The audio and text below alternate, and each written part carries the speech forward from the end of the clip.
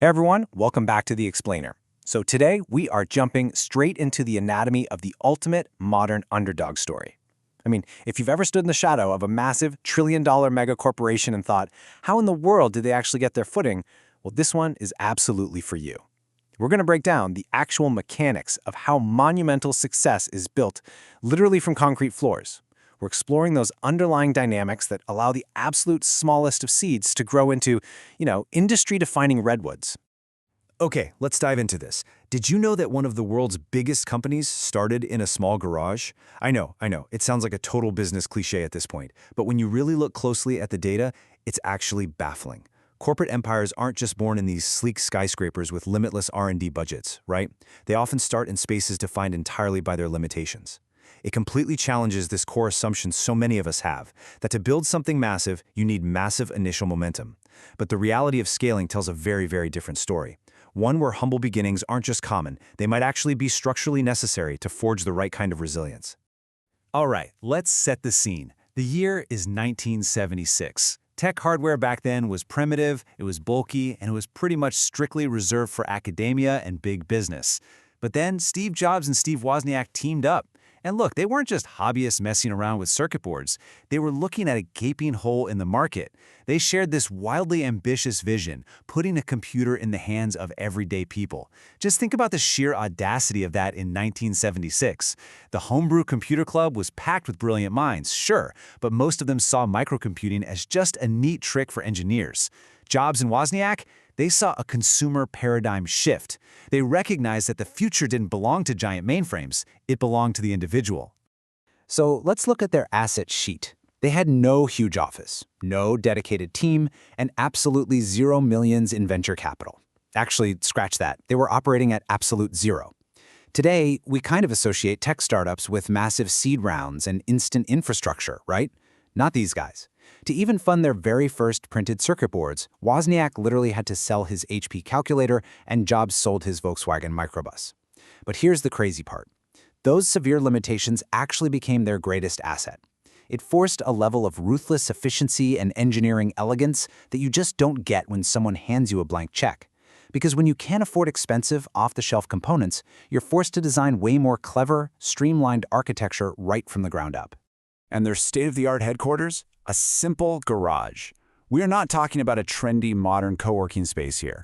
This was cold concrete floors, the smell of soldering iron fumes, and working straight through the night, hand-building the first batch of Apple computers, literally just to keep the lights on and fulfill their very first order for a local computer shop. They were testing boards while practically dodging a washer and dryer. It's a pretty stark reminder that your initial physical environment has absolutely zero correlation with the scale of your vision. The garage wasn't some cool aesthetic choice. It was a strict survival necessity that incubated this obsessive focus on the product itself, completely stripped of any corporate distractions. And it wasn't just a lack of cash they were dealing with. They were facing an entire industry that actively dismissed them. The doubters in this story weren't just random skeptics. We're talking about legacy tech executives at established giants who simply couldn't comprehend a personal computer market. They actively passed on Wozniak's designs, seeing absolutely zero commercial value in them. But the founders? They countered that massive wall of industry friction with pure, stubborn persistence. They didn't need industry validation, they just put their heads down and kept building. They trusted their own read of the market's future trajectory way more than they trusted the established consensus of the era's biggest players. Let's move to and see how this builds. Fast forward to today. The contrast we are about to look at is just staggering. All those late nights in the garage, pushing back against industry titans, assembling hardware by hand, and dealing with an agonizing lack of resources. Where does that relentless execution actually lead when the compound interest of that early grit finally pays out on a global scale? Well, we go from a dusty 1976 garage with zero funding to a modern trillion-dollar titan. Obviously, the distance between those two realities represents decades of scaling, iteration, and immense growth. But here's the thing. The fundamental DNA of that trillion-dollar empire was encoded directly on that concrete floor. That legendary focus on intuitive design, the tight integration of hardware and software, those defining principles were forged when they literally had nothing. It is the ultimate proof of the power of starting, no matter the scale, and how geometric growth can transform what looks like a totally insignificant localized effort into a monolithic global standard.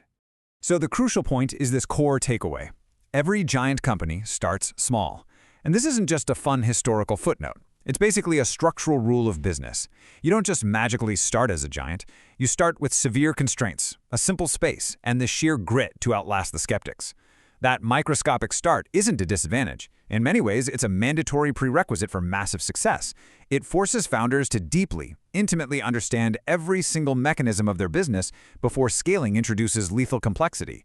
Because think about it. If you can't make the unit economics or the core product work in a garage, millions in funding definitely won't save it from failing in a fancy skyscraper. Which leaves us with one big question. What small start are you building in your garage today? Whether your garage is a literal space, a cramped desk in your apartment, or honestly just a single digital folder on your laptop, remember that a lack of resources is often the exact thing that forces world-changing innovation. You have to reframe your constraints. They aren't barriers holding you back, they are the exact parameters forcing you to build something better and smarter than the giants you are trying to disrupt. Thanks so much for joining me for this explainer, and we'll catch you next time.